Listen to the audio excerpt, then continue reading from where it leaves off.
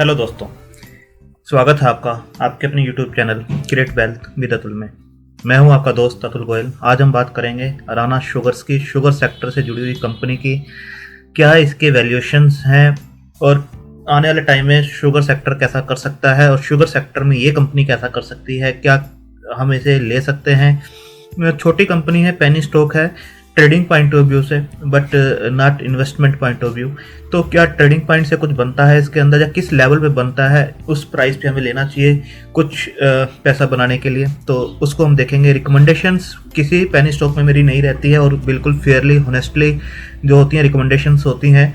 और point of view आपको देखना है कि उस पॉइंट के ऊपर आप जाके ले सकते हैं। कुछ शेयर्स ऐसे होंगे जो आपको इमीडिएटली आप ले सकते हैं, कुछ शेयर्स ऐसे होंगे जिसके अंदर थोड़ा सा करेक्शन होने के बाद आपको लेना है।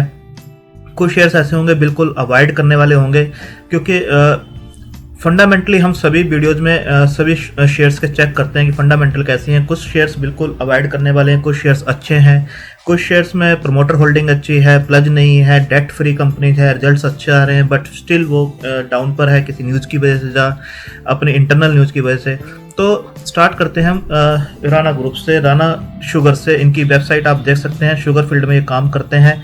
Sugar is a very vital part of the rural economy and Rana group supports the cause of sugar farmers. आप देख सकते हैं इनके जो टारगेट्स हैं जो साइट पे दे रखे हैं, $200 मिलियन इन FY 2010। तो आप देख सकते हैं काफ़ी पुरानी साइट है और अब तक अपडेटेड नहीं है। तो फैसिलिटीज़ देख सकते हैं, पंजाब में है इनकी, उत्तर प्रदेश में है। तो वेबसाइट आप देख सकते हैं, इस टाइप की वेबसाइट है और शुगर फील्ड में काम करती है। इसे नाम बता रहा है राणा शुगर्स। प्रोडक्ट्स देख लेते हैं, शुगर है, अल्कोहल है, पावर है, कैटल फीड है, इसके अंदर एक प्रोडक्ट्स हैं इनके। अब शेयर किस टाइप से चल रहा है वो हम देख लेते हैं।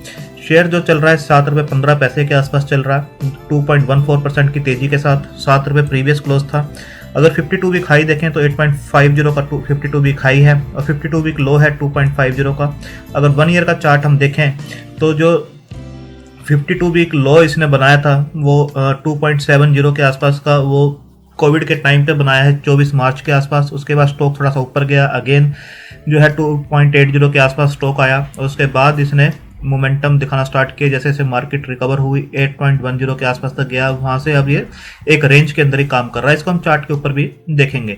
इसके बाद देख सकते हैं इसके हम फंडामेंटल देखते हैं, कितने करोड़ की कंपनी है। 108 करोड़ की कंपनी है। डेट 207 का है, 0.77 जो है डेट टू इक्विटी रेशो इसकी बनती है।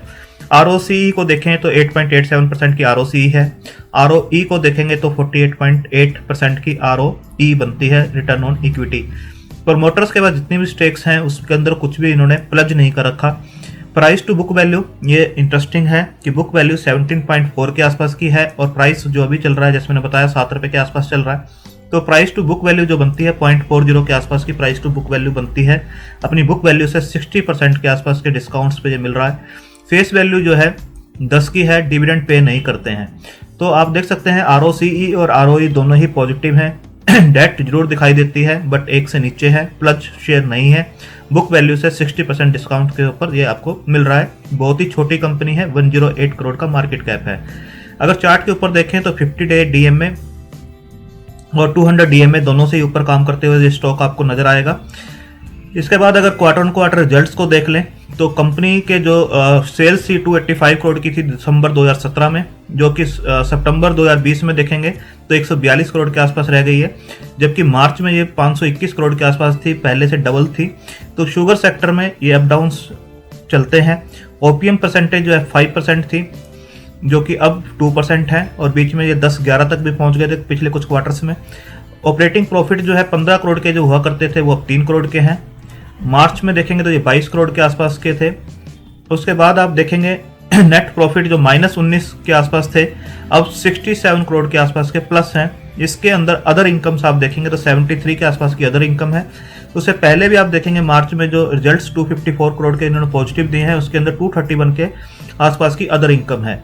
तो आप देख सकते हैं क्वार्टर ऑन क्वार्टर जो है कंपनी पिछले 4-5 क्वार्टर से प्लस के जो है रिजल्ट्स दे रही है। एक जून में -3 जरूर है, अदरवाइज पिछले 4-5 क्वार्टर प्लस दिए, उससे पहले लगातार ये माइनस के ही रिजल्ट्स दे रही थी। अगर ईयर ऑन ईयर कंपैरिजन करें 2010 को 2020 से, सेल्स जो 673 की थी अब 1311 की है। ऑपरेटिंग प्रॉफिट पहले हम क्वार्टर ऑन क्वार्टर देखें, तब ईयर ऑन ईयर देखें, 2010 में जो 21% थे अब 6% के आसपास रह गए। ऑपरेटिंग प्रॉफिट्स जो है 141 करोड़ के जो हुआ करते थे वो अब 82 के हैं। इसके बाद आप देखेंगे नेट प्रॉफिट 2010 में 25 करोड़ के हुआ करते थे, अब 266 करोड़ के हैं। इसके अंदर अदर इनकम जो है 233 करोड़ के आसपास की ऐड है। पहले अदर इनकम काफ़ी कम थी, अब अदर इनकम जो है 233 के आसपास की अदर इनकम इसमें दिखाई दे रही है। तो रिजल्ट्स देखेंगे तो पिछले कई सालों से जो है ये माइनस के ही रिजल्ट्स दे रहे थे, नेगेटिव रिजल्ट्स थे। इस रिजल्ट्स को अदर इनकम की वजह से काफ़ी अच्छा आपको लगेगा, बट जो है अदर इनकम 233 करोड़ है इसके अंदर 266 में से। ये अदर इनकम्स आगे कैसे आती है वो देखने वाली बात होगी। अगर सेल्स को देखें तो 10 ईयर्स में 7% की ग्रोथ है, 5 ईयर्स में 13%, 3 ईयर्स में 6% और टीटीएम देखेंगे तो -1%। प्रॉफिट ग्रोथ देखेंगे कंपाउंडेड तो 10 साल में 8% का है, 5 ईयर्स में 23, 3 ईयर्स में 43 और टीटीएम देखेंगे 302%। ये ग्रोथ अच्छी नज़र जरूर आ रही है, बट कंपनी की जो प्रॉफिट ग्रोथ है इसकी वजह से आपको ज़्यादा ये ग्रोथ नज़र आ रही है, किस टाइप से इन्होंने ग्रोथ की है। अदरवाइज ग्रोथ इसके ऊपर नज़र नहीं आ रही है, क्योंकि नेगेटिव के जो है ज़्यादा रिजल्ट्स इसके अंदर पोस्ट हुए हैं। बैलेंस शीट के ऊपर डेट देखेंगे 475 करोड़ की 2008 में हुआ करती थी, वो अभी भी 207 के आसपास है। बीच में ये 800 के आसपास भी टच कर गई थी, बट पिछले कुछ क्वार्टर्स में इन्होंने रिड्यूस जरूर की है। 292 हुई, उसके बाद 207, अब रिसेंट में 207 के आसपास है। यहाँ से भी 85 करोड़ इन्होंने कम किया है। अदर लाइबिलिटी देखेंगे तो 190 के आसपास जो होती थी अब 333 के आसपास है, ये भी कम हुई है पिछले कुछ क्वार्टर में। रिजर्व्स जो 90 करोड़ के हुआ करते थे अब 114 के हैं। शेयर कैपिटल ऑलमोस्ट इन्होंने मेंटेन रखी है, 118 से 154, बीच में बढ़ती हुई भी नजर आई थी। एसेट्स देखेंगे 831 से जो थे 808 के आसपास हैं। एसेट्स भी अब घटते हुए नजर आ रहे हैं, जो 1387 के आसपास पहुंच गए थे वहां से 808 के आसपास हैं। अगर रेशियोज देखें डेटर डेज को देखें तो 52 डेज थे, फिर 46 और देन 40, ये घटते हुए अच्छे लग रहे हैं कि इनका पैसा जल्दी वापस आ रहा है जहाँ पर भी ये माल बेच रहे हैं। शेयर होल्डिंग पैटर्न को देखें तो पिछले कुछ क्वार्टर से प्रमोटर ने 22.64 को मेंटेन किया हुआ है, बट ये बहुत ही छोटी जो है होल्डिंग्स हैं प्रमोटर की साइड से, जो कि बिल्कुल भी अच्छी नहीं मानी जाएंगी। पंजाब एनर्जी डेवलपमेंट एजेंसी का स्टेक है इसके अंदर 1.66% का, जो पिछले काफ़ी क्वार्टर से मेंटेन है। पब्लिक के पास 75.68% का स्टेक है, तो पब्लिक की होल्डिंग ज़्यादा है इसके अंदर और प्रमोटर की होल्डिंग बिल्कुल ही कम है इसके अंदर। अब इसके अंदर देखते हैं कि कुछ प्लज तो नहीं है, प्लज बिल्कुल भी नहीं है। जो प्रमोटर की होल्डिंग है 22.64 पे मेंटेन है, बट कुछ भी शेयर प्लज नहीं है इसके अंदर। तो फंडामेंटली बिग कंपनी है, बहुत अच्छी नहीं मान सकते इस कंपनी को, क्योंकि ग्रोथ अभी इतनी नज़र नहीं आ रही है। अदर इनकम्स की वजह से जरूर इसके अंदर ग्रोथ दिखाई दे रही है, बट वैसे कोई ग्रोथ नहीं है। बुक वैल्यू 17.4 और इस टाइम शेयर चल रहा है 7 पर, ये एक इंटरेस्टिंग चीज़ हो सकती है।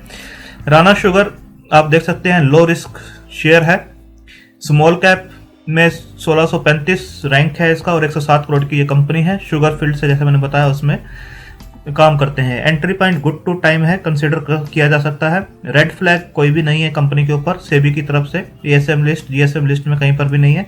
इसके बाद आप देख सकते हैं ये दिसंबर 17 की न्यूज है, sugar stocks in demand after cabinet approves assistant of 3500 crore.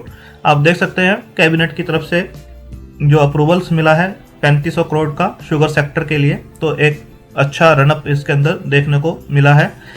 Sugar stocks jump after government notified sugar export quota to EU. आप देख सकते हैं इस न्यूज को, तो शुगर स्टॉक्स न्यूज में रहते हैं, बीच बीच में अच्छा जंप दिखाते हैं और अच्छे चलते भी हैं, बट लॉन्ग टर्म के लिए अच्छे नज़र नहीं आते हैं कुछ स्टॉक्स को छोड़कर।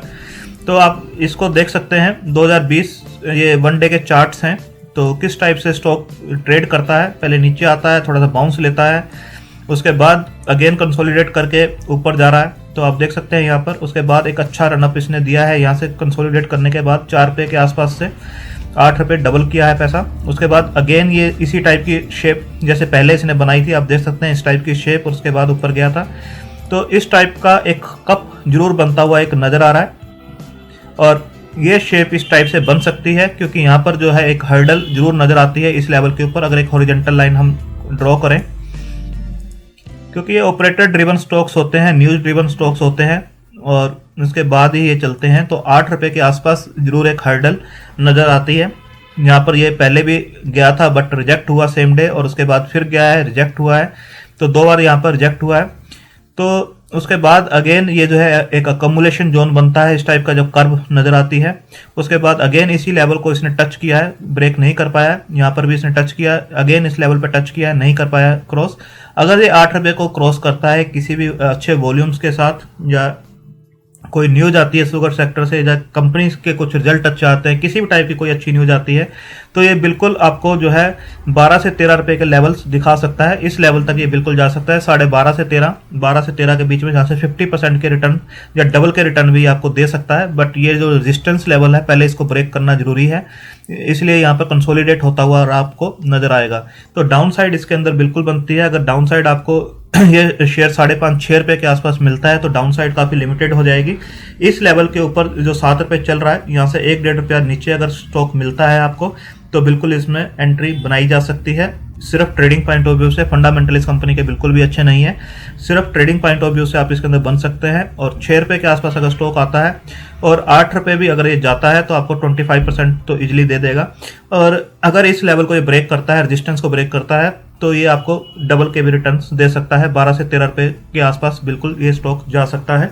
ऑपरेटर ड्रिवन स्टॉक है, आप अपनी रिस्क टेकिंग कैपेसिटी और होल्डिंग कैपेसिटी के हिसाब से इसके अंदर पोजीशन लेना, क्योंकि ये काफ़ी लंबे टाइम तक भी कंसोलिडेट करता हुआ नजर आता है। जैसे आपने देखा यहाँ पर काफ़ी लंबे टाइम तक ये कंसोलिडेट किया है इसने। तो अपने रिस्क टेकिंग कैपेसिटी और होल्डिंग कैपेसिटी के हिसाब से ही अपने फाइनेंशियल एडवाइजर से डिस्कस करने के बाद ही इसके अंदर पोजीशन लेना। डाउन साइड लिमिटेड नज़र आती है और अपसाइड अच्छी इसके अंदर नज़र आती है। थैंक यू, धन्यवाद।